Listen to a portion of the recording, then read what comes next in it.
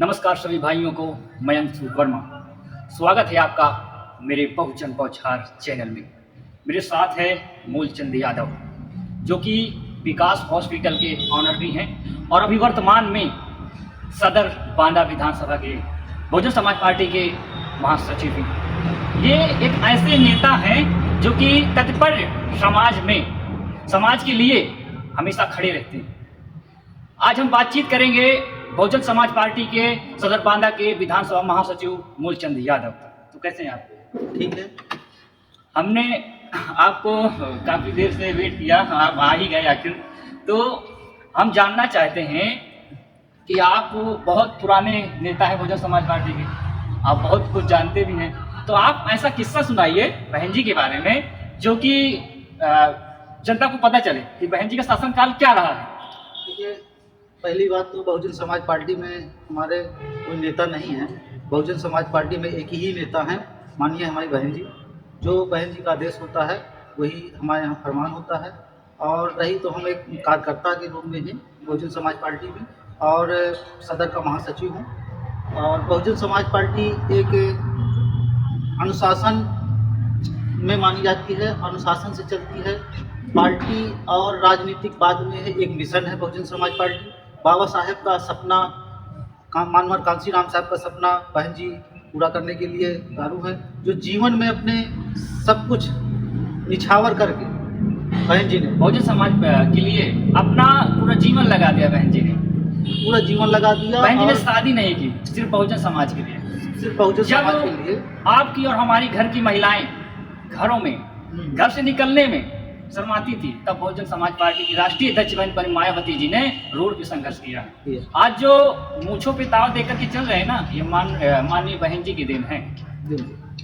तो आप बहन जी की सरकार जब रही तो आप ऐसा किस्सा सुनाइए जो कि जनता को पता चले कि बहन जी की सरकार में लॉ एंड ऑर्डर कैसे रहता था। देखिए, बहन जी की सरकार में बहन जी एक अपनी आप में देश में, राज्य में नहीं देश में मानी जाती हैं।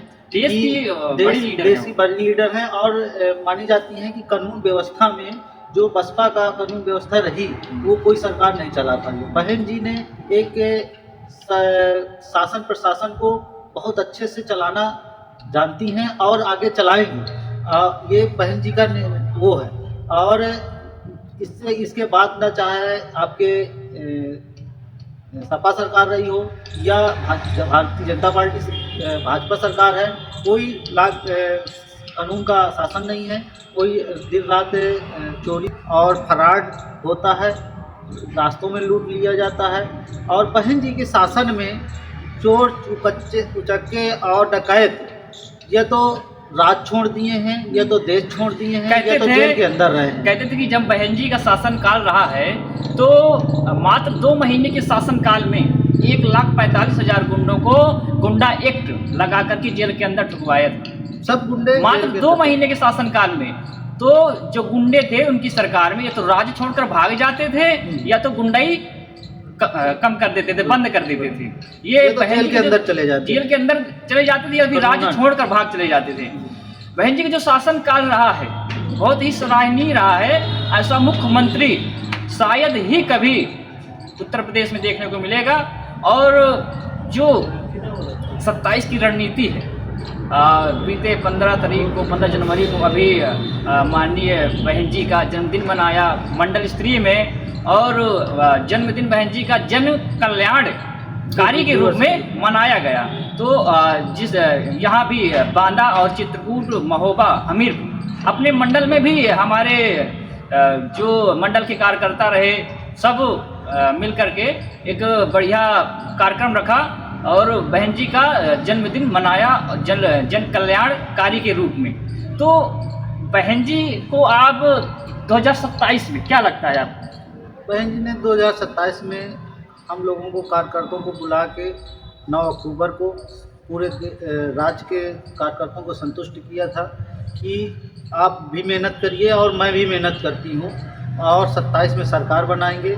और बहन जी पूरे संतुष्ट किया था कार्यकर्ताओं को कि हम 27 में सरकार बनाएंगे। अब पूरी सरकार, पूर्ण बहुमत की सरकार 27 में हमारी बनेगी। बहन जी ने एक सेक्टर बूथ और विधानसभा और जिला कमेटियों को बुला के एक एक निरीक्षण करती हैं। बहन जी का भी एक स्टेटमेंट आया था जब उनका जन्मदिन था, तो बहन जी ने ब्राह्मणों के लिए बात कही थी कि ब्राह्मण किसी के बाटी चोखा के भूखे नहीं हैं। तो ब्राह्मण तो काफ़ी हद तक मन बनाए कि बसपा की सरकार बने। देखिए ब्राह्मण क्या, बहुजन समाज पार्टी सर समाज की पार्टी है और सर समाज में काम करने का संतुष्ट वो करती है। तो किसी पर ये एक जात की पार्टी नहीं है, हर समाज को लेकर बहुजन समाज पार्टी चलती है और हमारी राष्ट्रीय अध्यक्ष चलती है। तो 2027 की क्या रणनीति होगी? 2027 में माननीय बहन जी ने पूरी बूथ सेक्टर विधानसभा जिला कमेटियाँ किया है, इकट्ठा करके कमेटी बनवाई है। कमेटी बनवा के और क्षेत्र में उतार रही हैं हर उसमें, और मजबूती से 2027 हम लड़ेंगे। पूरे कार्यकर्ता जोर शोर से लगे हैं, जमीनी स्तर पर काम कर रहे हैं। तो जो बहन जी का शासनकाल रहा है, आप मूलचंद यादव जी ने अभी बताया आपको कि जब उनका शासनकाल रहा तो गुंडे बदमाश या तो राज छोड़ देते थे या तो जेल के अंदर मिलते थे। तो बहन जी का जो शासनकाल रहा, आप बांदा को ही ले लीजिए। बांदा में जो उन्होंने विकास कार्य किया, या चाहे किसान विश्वविद्यालय हो, मवई बाईपास के बाद बांदा नहीं पूरे राज्य में बहन जी ने बहुत अच्छा विकास, जाने कितने डिग्री कॉलेज, जाने कितने इंजीनियर कॉलेज, जाने कितने मेडिकल कॉलेज, जाने कितने प्राइमरी विद्यालय। बहन जी ने शिक्षा की ओर बहुत काम किया है और एक दूसरे शहर से जोड़ने का, मार्ग बनाने का बहन जी ने पुलों को बहुत किया है। यही चिल्लापुर की बात कर लीजिए, कोई गवर्नमेंट नहीं बनाती रही, बस बसपा सरकार में बना है। आप हमारे बांदा में कृषि विश्वविद्यालय नंबर 1 का बना है, आपके मेडिकल कॉलेज, बाईपास सब बसपा की देन है।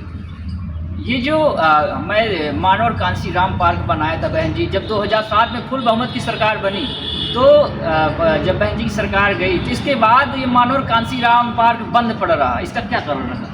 मानो अब देखिए, मानो यहाँ सरकारें विरोधियाँ जो रहीं, तो जब बहन जी ने पहले सरकार में कांसीराम पार्क बनवाया तो उसका मरम्मत जो बीच में सरकारें आई बदली, तो मरम्मत और उसका मेंटेनेंस नहीं करवाया है, ये वजह से बंद पड़ा रहा।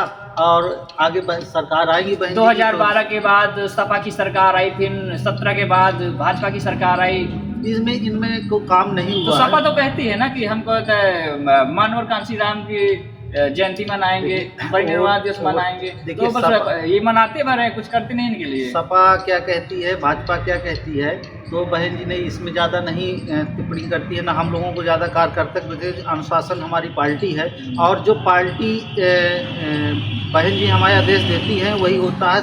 मानवर कांसीराम साहब पार्क में जब 27 में आएगा तो यही बांदा और पार्क चमकेगा, ये पूरा विश्वास है। मानवर कांसीराम पार्क बहन जी ने बनाया, लेकिन जो हमारे जो 17 में भाजपा आई, 12 में सपा आई, लेकिन इन्होंने मानवर कांसीराम को चालू नहीं कराया। ये कहते हैं कि हम मानवर कांसीराम की संगोष्ठी करेंगे, बस करेंगे, लेकिन उनके पार्क हैं जो उनके सामाजिक स्थल हैं, जहाँ बहुजन समाज घूमना चाहता है, उनको क्यों नहीं आप मरम्मत कराते? कराना चाहिए।